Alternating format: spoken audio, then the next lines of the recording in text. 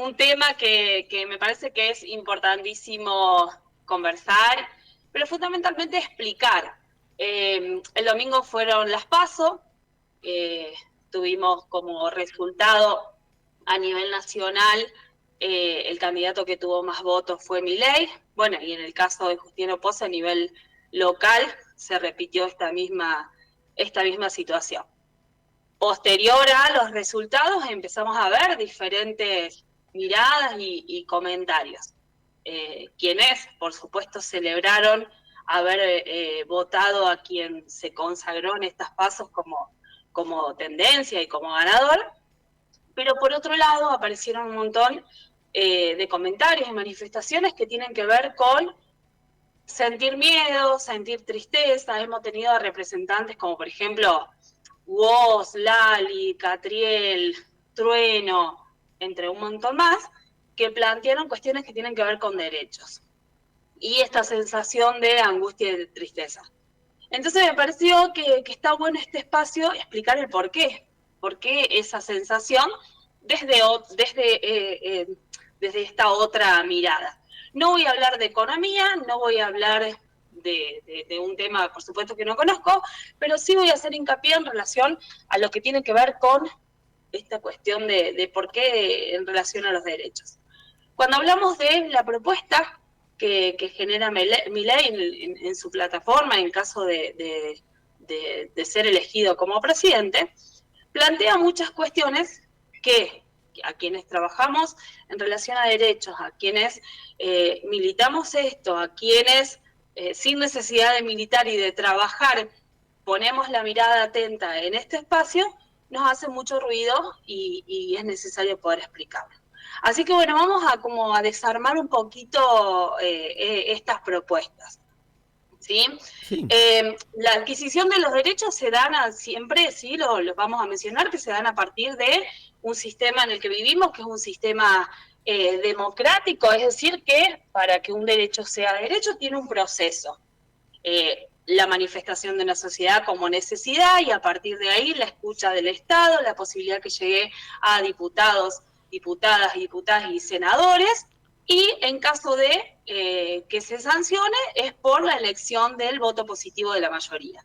¿Sí? Ese es un proceso y un recorrido que hacen los derechos en nuestro país y en los países que son con estructura democrática. Milei plantea algunos ajustes y algunas eliminaciones en cuestiones de derecho. Uno de ellos tiene que ver con la educación.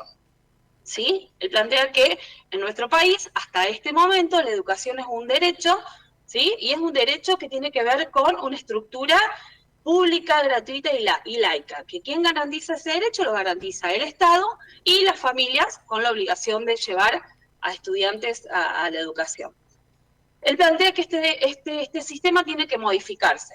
Una de las cuestiones que dice es a partir de voucher, ¿sí? Empezar a pagar el sistema educativo. Pero además plantea la escuela como un sistema de competencia. ¿Sí? Estos vouchers o la posibilidad de elegir a qué colegio asistir tiene que ser a partir de la competencia. Entonces posiciona la educación como una estructura de mercado. Compito para llegar a un producto y para un determinado consumo. Entonces corre la mirada de lo que es la educación como derecho. ¿Sí? Entonces esto es, bueno, bastante impactante. Además, plantea, por ejemplo, sacar el Ministerio de Educación, que es un espacio gubernamental que, por ejemplo, garantiza no solo que el sistema educativo funcione, sino que también garantiza, por ejemplo, que lleguen libros a los colegios, que llegue el material a trabajar, que se bajen programas que tengan que ver con la lectura, por ejemplo. También planteó esto de sacar ministerio que tenga que ver con lo social, con lo cultural. Por ejemplo, otra de las cosas que tienen que ver con el sistema educativo que lo absorbe el Estado tiene que ver con el transporte. ¿Sí? El boleto educativo es permitir el acceso también a que lleguen al destino un montón de niñas en su recorrido al derecho a la educación.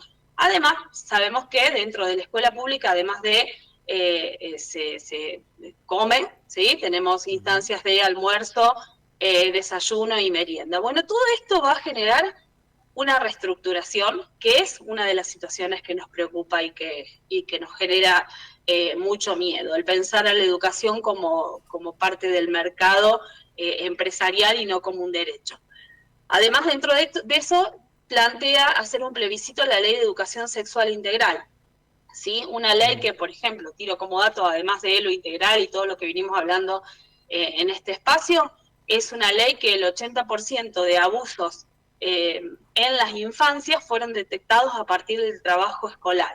Entonces, toda esta modificación en relación a la educación, lo que hace es volver a una mirada de hace 80, 90 años atrás, en donde las infancias están totalmente invisibilizadas, en donde no se las toma como sujetos o sujetas de derechos, ni hablar de la progresividad en la toma de decisiones, sino que se lo ve como en todo caso como un objeto. Y la verdad que eso es muy, muy preocupante.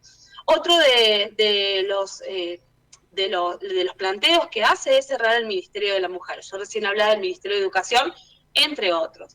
Los ministerios, porque por ahí escuchamos mucho, ¿para qué? Que gastan plata, con un montón de sueldos, al vicio. Los ministerios son espacios gubernamentales que no solo atienden las demandas específicas de un sector, mujer, género, diversidad, transporte, educación, cultura, etcétera, etcétera, sino que garantiza que lleguen a los diferentes espacios las leyes que se van sancionando, etcétera, etcétera. Por ejemplo, la ley Micaela es atravesada o es generada o es gestionada a partir del Ministerio de Mujeres, Género y Diversidades, entre otras cosas. Por eso es tan importante tener como espacio gubernamentales los diferentes ministerios. Que sean eliminados también invisibiliza a un montón de sectores: cultura, transporte, salud, ¿sí? Y todos los que quiere plantear. Esto hace ese cierre. Otra de las cosas que viene planteando Milei durante mucho tiempo es este eslogan, digamos, que mi cuerpo es mi decisión. Sin embargo, se opone a leyes que ya están sancionadas que tienen que ver con la decisión del cuerpo. Por ejemplo, la ley de IVE. Acá quiero detenerme especialmente, ¿por qué? Porque la ley de IVE es una ley penal. Es decir, que quien vota a Milei pensando que una de las primeras acciones que va a realizar es quitar la ley de interrupción de voluntaria del embarazo, quiero que sepan que es casi imposible esto, porque la ley de IVE es una ley penal. Es decir, que no se puede eliminar con un plebiscito, no se puede utilizar, por ejemplo, la consulta popular como estrategia, ¿sí? En caso de la quita, tiene que pasar por el Senado, por el Congreso, y esto también está enmarcado dentro de una acción anticonstitucional. Entonces, imagínense la gravedad y el impacto social que generaría esto, quitar cuestiones que tengan que ver con nuestra Constitución Nacional. Otra de las cosas que plantea Milei es una mirada totalmente negacionista. ¿Por qué? Porque él niega la dictadura, niega 30.000 desaparecidos, niega problemáticas ambientales, ¿sí? Va a quitar toda la estructura que tenga que ver con gestiones y acciones que tengan que ver exclusivamente con controlar el impacto ambiental, minimizar las acciones ambientales, el deterioro del ambiente y, por lo contrario, todo lo que tenga que ver con la mejora de calidad de vida de las personas en relación al ambiente en el que vivimos, nuestra pacha, ¿sí? Entonces, todo esto podemos decir que atenta contra los derechos de las personas.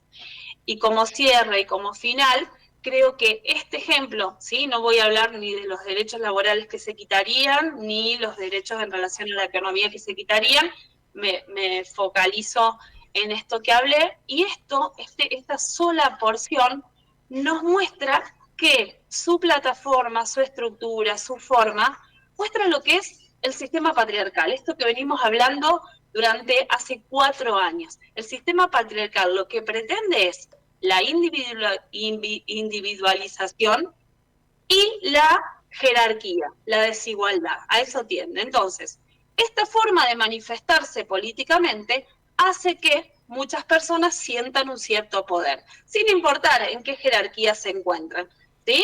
Pero siempre va a haber alguien debajo. Si yo pienso en forma de productividad, desde lo económico, desde lo social, desde lo cultural.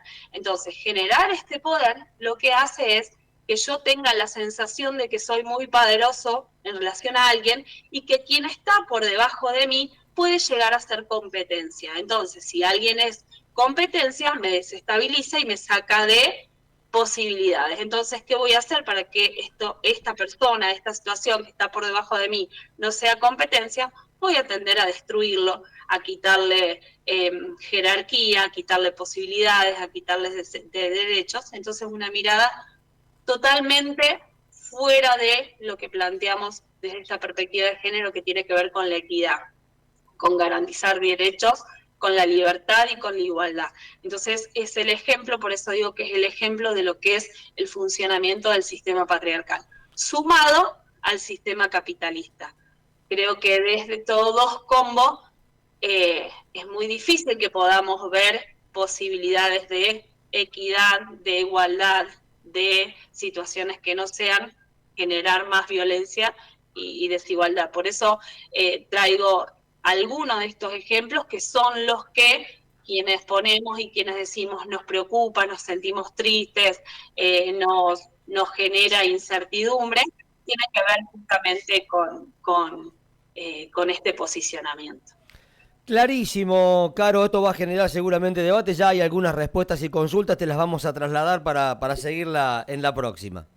Seguramente voy a estar atenta a eso, por supuesto que siempre desde el ámbito del respeto, porque si hay algo que valoro y que respeto y que no voy a desacreditar nunca es el poder votar en un estado de democracia. Entonces todos los votos son importantes, son relevantes, nos vienen a marcar información y es por eso que es necesario abrir todos los debates posibles, porque mientras más información tengamos, mayor es la posibilidad de elección que tenemos. Gracias, Caro, la seguimos el miércoles. Nos vemos el próximo miércoles. Saludos a todos.